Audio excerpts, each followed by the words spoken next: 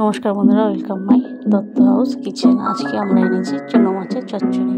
ফার্স্টে মাছগুলোকে আমরা ভালোভাবে বেছে ধুয়ে নিয়েছি। এরপরে কড়াইয়ে কিছুটা পরিমাণে তেল দিচ্ছি। এই মাছটাকে ভাজতে হয় না, বাছিয়ে রান্না করতে হয়। ভাজলে হয়, কিন্তু ভাজলে মাছটা ভেঙে যায়। সামান্য পরিমাণে কয়েকটা গোটা জিরে দিচ্ছি। এরপর আমরা একটা ছোটো টমেটো দিয়ে দিচ্ছি। এখানে আমরা পেঁয়াজ বাটা আর লঙ্কা বেটে নিয়েছি। এরপর আমরা এর মধ্যে জিরে গুঁড়ো, হলুদ গুঁড়ো,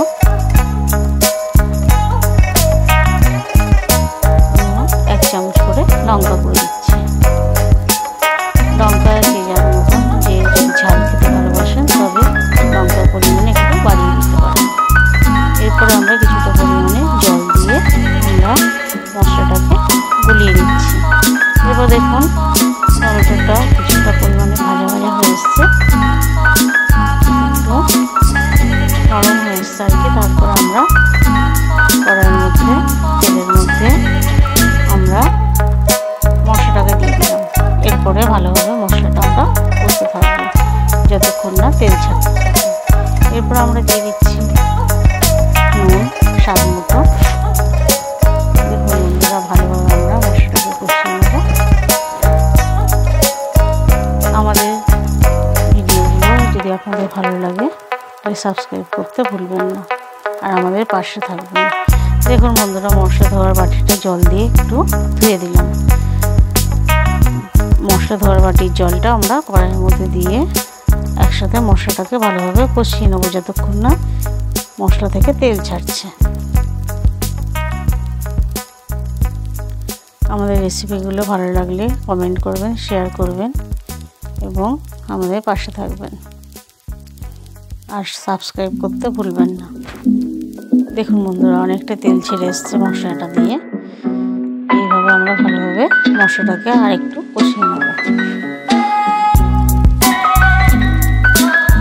কে ছোটো মাছ খেতে ভালোবাসেন কমেন্ট করে জানাবেন। ছোটো মাছের এই তরকারিটা বেশ দারুণ লাগে। দেখুন বন্ধুরা, মাছটা আমরা, এটা চিড়ে বাটা মাছ আমাদের এখানে বলে, এই মাছটাকে আমরা মশলার মধ্যে দিয়ে দিচ্ছি। এই মাছটা কাঁচাই বেশ ভালো লাগে। এই মাছে ভাজতে গেলে এর কাঁটা সম্পূর্ণ প্রচুর সূক্ষ্ম ছোটো ছোটো কাঁটা থাকে, সেই কাঁটাগুলো বেরিয়ে আসতে পারে। এরপরে আমরা হালকা হাতে মাছটাকে মশলার সঙ্গে মিশিয়ে নেব। বেশি নাড়াচাড়া করা যাবে না, তাহলে বন্ধুরা মাছটা ভেঙে যেতে পারে। এর জন্য হালকা হাতে আমরা মাছটাকে নেড়ে নিলাম। এরপর আমরা পরিমাণ মতন জল দিয়ে দিচ্ছি।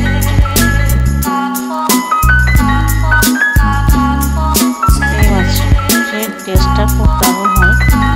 এই মাছটা খুব খেতেও ভালো লাগে। আর ছোটো মাছ খাওয়া স্বাস্থ্যের পক্ষে তো ভালো, আপনারা জানেনই।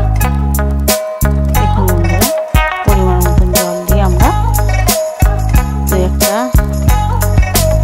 আগে তো টমেটো দিয়েছি, আবার দু একটা টমেটো কুচি আমরা এই মাছের মধ্যে দিয়ে দিচ্ছি, যাতে ভালোভাবে টমেটোটা সিদ্ধ হয়ে আসে।